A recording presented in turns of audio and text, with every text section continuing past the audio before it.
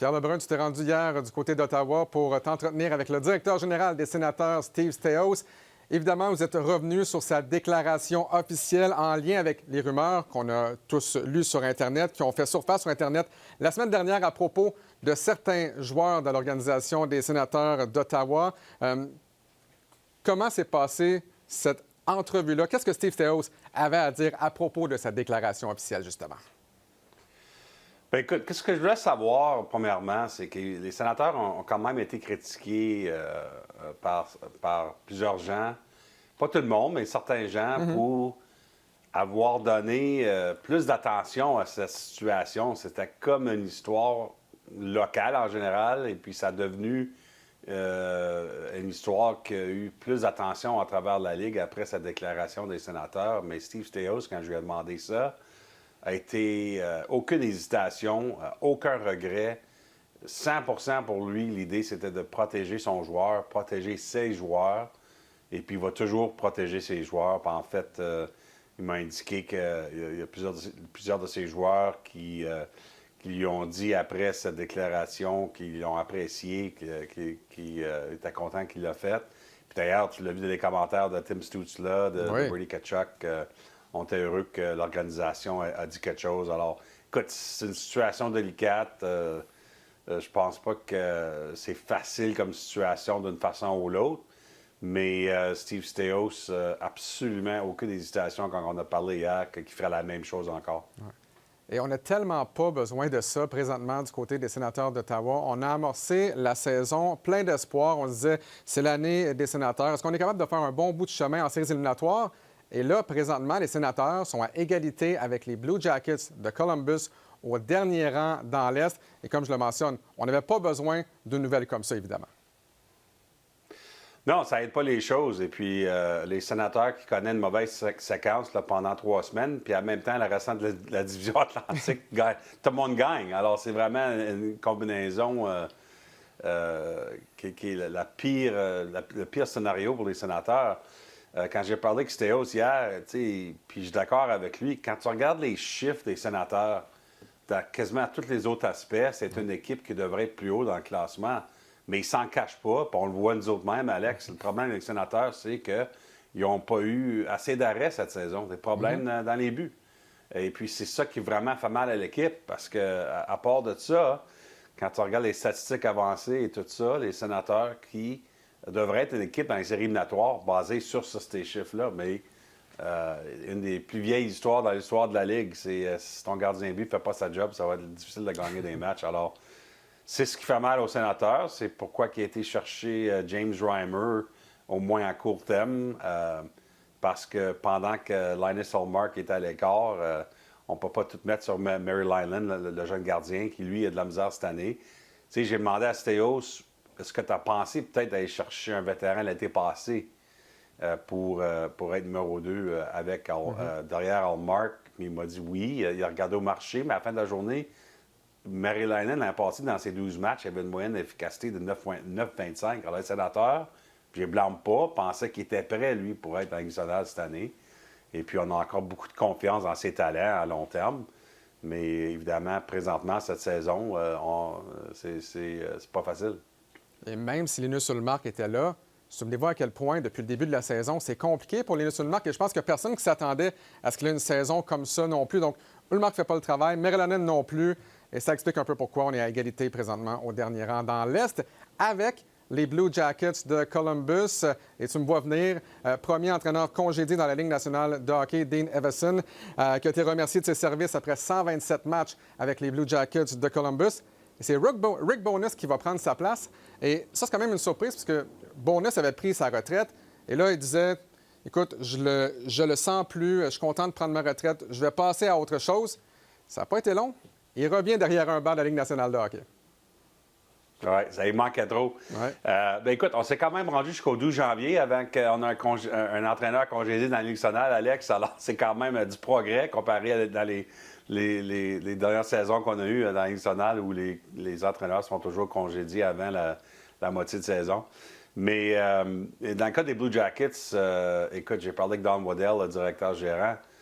les 12 prochains matchs pour Columbus, lui, il croit que c'est très, très, très important pour essayer de sauver la saison.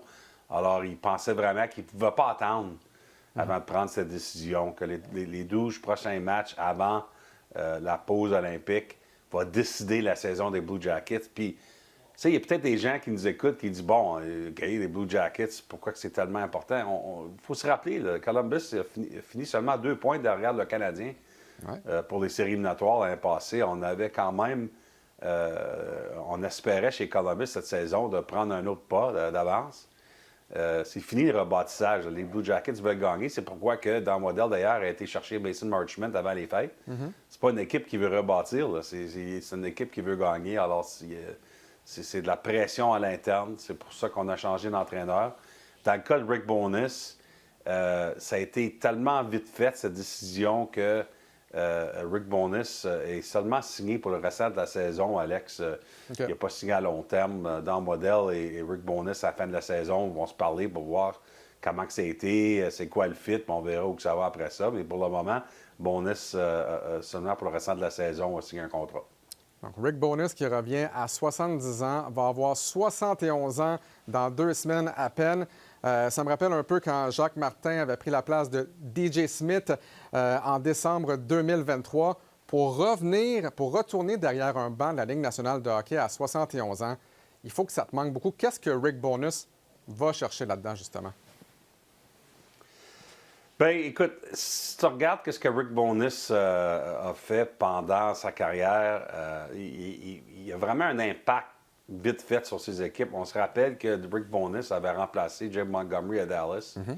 Et puis les Stars, ça a vraiment tourné de bord pour eux autres après que Rick Bowness est rentré là-dedans. Alors,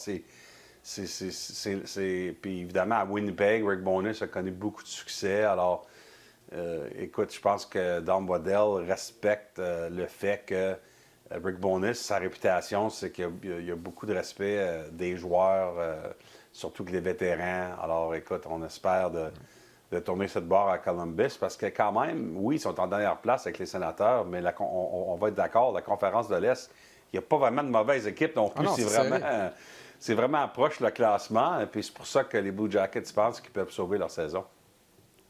Pierre, ce week-end, tu as écrit un texte sur Dougie Hamilton et qui a vraiment fait beaucoup réagir. Essentiellement, bon, les Devils cherchent, entre guillemets, à échanger Hamilton depuis le dernier repêchage. Même, je ne veux pas aller trop loin. Je te laisse peut-être nous dresser le portrait de cette situation-là du côté des Devils du New Jersey. Bien, écoute, ouais, on se rappelle que samedi, ça a été une journée mouvementée avec les Devils et Dougie Hamilton. Ce qui est arrivé, c'est que Dougie Hamilton, il est arrivé à l'Arena samedi puis s'est fait dire qu'il n'était pas pour jouer dans le prochain match. Alors, pour un vétéran comme lui, un gars qui a joué, quand même un joueur qui a joué dans les matchs des étoiles, etc., ça a été difficile à digérer. À peu près 1 ou 2 heures plus tard, j'ai reçu un appel de l'agent de Dougie Hamilton, J.P. Barry, qui m'a sorti une déclaration. Je pense que tout le monde l'a vu, mais en général, la déclaration a dit que ça fait depuis l'été que les Devils essaient de l'échanger. On a une clause de non-échange.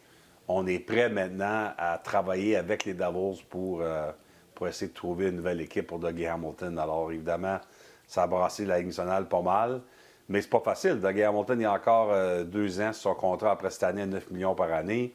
Le DG, Tom Fitzgerald, qui m'a dit la même journée, écoute, ils ont... Dougie Hamilton, c'est difficile cette année pour lui. On doit faire, la saison des Devils est décevante. On veut changer les choses ici à New Jersey. Alors, tu peux lire entre les 2 lignes.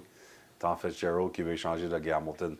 Bon, qu'est-ce qui est intéressant, c'est que samedi, on avait l'impression, de la façon que les choses ont été communiquées à Dougie Hamilton, qu'il n'était pas pour jouer dans l'alignement pour un bout de temps.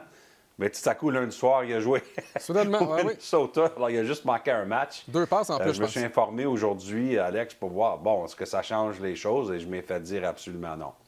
Que le plan continue d'être essayer de l'échanger. C'est pas facile. Et puis d'ailleurs, qu'est-ce que je m'ai fait dire aujourd'hui, c'est que les Devils, avant d'essayer d'échanger Dougie Hamilton, doivent aller faire une autre transaction pour avoir plus d'espace sur le plafond salarial. Alors, qu'est-ce que je me fais dire? Il y a le nom d'André Spalat qui est sur le marché. Lui, a une autre année son contrat à 6 millions par année. Ça ne sera pas facile, mais fait que c'est pour dire qu'il y a même des choses qui se passent avec les Devils présentement. Oui, très compliqué pour réussir à effectuer une telle transaction. Bien hâte de voir ce qui va se passer au cours des prochaines semaines dans ce dossier-là. Comme toujours, on rappelle aux gens, vous pouvez vous rendre sur la chaîne YouTube de RDS pour écouter notre conversation dans son intégralité. Et Pierre, on se retrouve jeudi en chair et en os. Tu vas être ici à Montréal en studio. Très hâte de te voir, mon ami. Oui, monsieur. À bientôt.